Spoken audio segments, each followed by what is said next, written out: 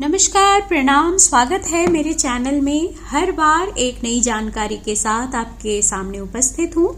मेरे चैनल को follow, like, share करना बिल्कुल ना भूलें। कहते हैं कि पितृपक्ष में श्राद्ध करने की जो ये खास परंपरा है, इसकी शुरुआत महाभारत काल से हुई थी और इसका एक और गहरा संबंध है जो आगे मैं आपको बताऊंगी। पितृपक्ष इस बार वैसे तो 17 सितंबर से 2 अक्टूबर तक चलेगा और पितृपक्ष में किए गए तर्पण से पूर्वजों का आशीर्वाद मिलता है, घर में सुख शांति बनी रहती है, ऐसा माना जाता है। पौराणिक मान्यताओं के अनुसार पितृपक्ष में श्राद्ध की परंपरा महाभारत काल से ही शुरू हुई थी। भाद्र मास के शुक्ल पक्ष की पूर्णिमा से शुरू होकर ये सर्व पितृ अमावस्या तक चलता है और इस पक्ष में जो तर्पण किए जाते हैं वो पूर्वजों से आशीर्वाद प्राप्त करने में और घर में सुख शांति बनाए रखने में मदद करते हैं। लेकिन क्या आप जानते हैं कि पितृपक्ष में श्राद्ध कर्म की शुरुआत कहां से हुई और कैसे हुई? तो ऐसा माना जाता है कि पितृपक्ष के श्राद्ध करने की जो परंपरा है वो महाभारत काल से शुरू हुई थी। गरुड़ पुराण में भीष्म पितामह ने युधिष्ठिर के संवाद में बताए हैं कि महाभारत काल में भीष्म पितामह पितृपक्ष में श्राद्ध और उसके महत्व को युधिष्ठिर को बताए थे। भीष्म पितामह ने बताया था कि अत्रि मुनि ने सबसे पहले श्राद्ध के बारे में महर्षि निमि को ज्ञान दिया था।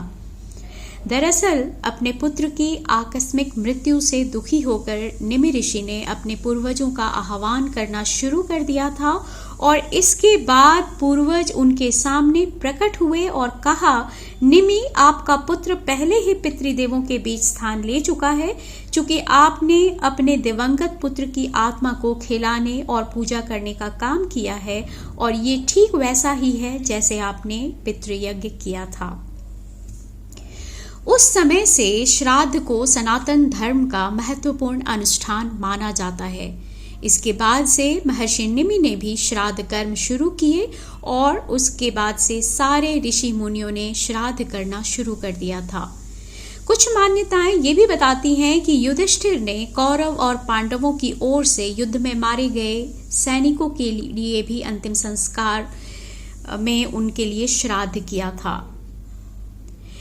ऐसा माना जाता है कि श्राद्ध कर्म का संबंध अग्निदेव से भी है। जब सभी ऋषि मुनि देवताओं और पितरों को भोजन कर श्राद्ध में इतना अधिक भोजन कराने लगे तो सबों को अजीर्ण हो गया था, उनकी तबीयत खराब होने लगी थी। इसके बाद वो सभी ब्रह्मा जी के पास पहुंचे थे और ब्रह्मा जी से उन्होंने इसके लिए मदद मांगी थी। इसके बाद ब्रह्मा जी ने कहा कि इसमें आपकी अग्निदेव मदद करेंगे और इसके बाद से अग्निदेव ने उन लोगों को ये वरदान दिया कि श्राद्ध में मैं भी आप लोगों के साथ मिलकर भोजन करूंगा। इससे आपकी समस्या का समाधान हो जाएगा और आप इस तकलीफ से उबर जाएंगे। इसीलिए हमेशा पितरों को भोजन कराने के लिए जो श्राद्ध का भोजन बनता है उसे सबसे पहले कंडे और अग्नि को चढ़ाया जाता है। उम्मीद करती हूँ ये जानकारी आप लोगों को अच्छी लगी होगी। अगर जानकारी पसंद आती है तो अपने दोस्तों परिवारों के साथ ज़रूर शेयर करें, मेरे पोस्ट को लाइक करें और अगर कोई सुझाव देना चाहते हैं तो कमेंट बॉक्स में अपना सुझाव ज़रूर दिया करें। करती हूँ एक नई जानकारी के साथ। आप सबों का बहुत बहुत धन्यवाद। आप सबों को राधे कृष्णा।